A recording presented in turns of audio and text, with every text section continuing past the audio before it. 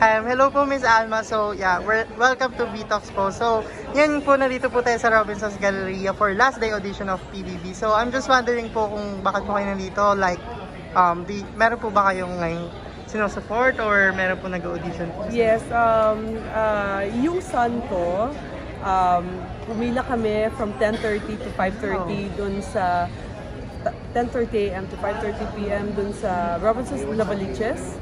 So, yun. And then, fortunately, umabot kami dito na kaka-graduate niya kasi last year, 2023. So, nandito siya sa time ng life niya na pwedeng kahit ano, pwede niyang gawin sa buhay niya. So, gusto ko lang mag-enjoy siya. So, talaga pong nagdumadaan sa process ay nag-audition po talaga kahit anak na ng celebrity or ganyan?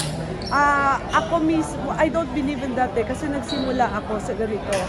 Hindi naranasan ko ng lahat ng klaseng auditions, pumila ako and everything. So, gusto ko ma-experience din niya yung na-experience ko ng bata ako. And ano pong mga pwede namin abangan po sa inyo? Like, do you have movies, upcoming movies or series po? This year, I have naka-line up sa akin is Lolong Season 2. Abangan niyo po ako sa Lolong Season 2. And then, yun, follow me on my socials, Instagram and TikTok, alma.concepcion. Pag may tapings ako, doon ko pinopost. Yes, Mother's Day po pala ngayon, tapos kasama niyo po anak mo. Yes. So, paano po kayo nag-celebrate ng Mother's Day? Ito, celebration of sacrifice. Love is sacrifice. So, syempre, hindi lang sakripisyo, pero talagang pag-boost ng moral support. Ayan, okay po. So, yun, yung sinasabi niyo po about celebrating Mother's Day. Yeah, celebrating Mother's Day by showing sacrifice for my son's dream.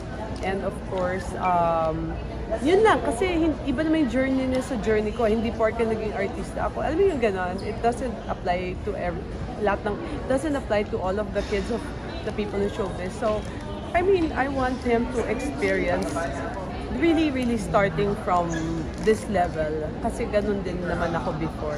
And siya din po ba gusto niya rin po talaga bang maging housemate or maging artista like you? Hindi ko pa alam ngayon. Pero I remember, bata pa lang siya, sinasabi niya na pag ako nakapasok ng PBB, as in noon pa. And actually, wala akong alam dito sa PBB audition. Siya nag-inform sa akin. Yun, thank you po. And can you share na po yung role niyo po sa Lolong Season 2? Okay, ako po si Aling Ines. Nung Season 1, yung auntie ni Lolong na medyo baliw-baliw. Nabaliw kasi nawala yung kapatid ni Lolong na hawak-hawak ko na baby. Kaya nung nawala si Paul Salas, na bit-bit ko, yun, doon na rin naging cause ng depression ko at naging parang medyo baliw si Aling Ines. Wow. Pero ngayon, I think, hindi ko pa alam maging character ni Aling Ines sa Lolong 2. Kasi hindi pa namin ako yung script, so abangan po natin ang Lolong Season 2. Yan. And ngayon po kasi nauso yung mga collaboration, lalo with GMA to ABS. So, are you willing to work with sikat na love teams po like ngayon Kim Pao, si Kim Chiu and Paolo? I don't have rules. I don't have limitations naman. Wow. I'm okay with anything. I'm not choosing naman. Parang okay lang kahit kasi to the actor, nothing must be unplayable. Nothing should be unimaginable for an actor. Nothing should be unplayable. So I'm open to any roles. Yeah. And kung gusto niyo, kung yun nga po, willing po kayo to work with Kim Pao, anong klaseng role po kayo or genre gusto niyo with them? Pag nakasama niyo po I don't choose roles talaga. Sometimes I'm good, sometimes I'm bad. Ganon. Pero kung ikaw po kayo magde-decide, ano pong gusto niyo magiging role with them, with Kim Pao? I'll think about it. Kahit ano lang. Kasi normally naman it's either mommy or mabait na mommy or bad na mommy. Ganun naman eh. Okay. Ayun. And ano lang din po, sorry to ask, pero kasi ngayon po, laging sunod-sunod po yung mga parang libel cases na nangyayari ngayon. Yung mga celebrities like Sharon Cuneta and si Bea Alonzo, kala Christy Fermin, ganyan po. Ano pong reaction nyo or point of view nyo po sa ganon na yung mga parang out of line na po kasi mga so umaabot po sa demandahan? It takes a lot of courage to file a case. Pero syempre, when a person's really hurt, so we should exercise our rights. Kahit sa simpleng bagay, may mga paninirang puri sa Facebook, kahit hindi sa level ni Bea or sa level ni Sharon, yung sa simple lang sa Facebook, parinigan, ganyan, dapat we should not allow people to do that. Kasi I always say, my belief kasi is, ako lang pwede sumira sa sarili ko. I will not allow anyone to ruin my name.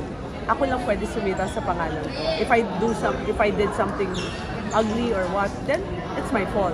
Pero yung ibang tao sisirain ng pangalan ng isang tao, that's really wrong. Kaya nga siya naging batas eh. Kaya nga yung may libel eh. Kasi nga, dati, walang social media. Kaya nga nagkaroon tayo ng law ng cyber libel. Kasi anybody can just say anything online. And sometimes they don't know the law na pwede silang may libel. Hindi lang sila Christopher Min or Diaz. I mean, it can be like your neighbor or what. Minsan nagpo-post lang ng kung ano-ano. They don't know it's libelous. Yeah. Ayun. So, yeah, thank you so much po. Invite na lang po kayo sa everyone na lang po sa mga shows nyo po and social media nyo po. Yeah, Na basically, I have a skincare business. Just go to Queen Alma Beauty Derm on Facebook. And then on my personal socials, it's TikTok and Instagram, alma.concepcion.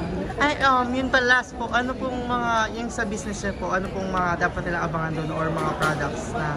Yeah, if you want the forever young skin without pecas, without wrinkles, to remove, if you want, it's face and body. We have underarm set. If you want clearer skin, forever young skin, just go to Facebook Queen Alma Beauty Derm. Thank you so much po and God bless po. Thank you po. Thank you so much again, Miss Alma Concepcion. Napaka-humble and sobrang bait niyo po. Thank you po. And of course, I wanna say, kung gusto niyo maging forever young skin, just go to Facebook Queen Alma Beauty Derm. Yeah, support business and pag gusto niyo maging young and looking like Miss Alma Concepcion, diba? So yun, thank you so much again mga ka-Vitox and for watching and Miss Alma Concepcion for having me on this interview and for pumayag po. Yes.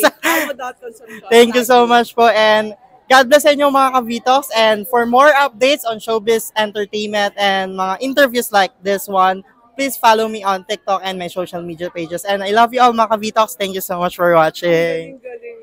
Thank you po. Thank you po. Pro na pro. Thank you. Kinakabahan na ako. Ang galing-galing mo.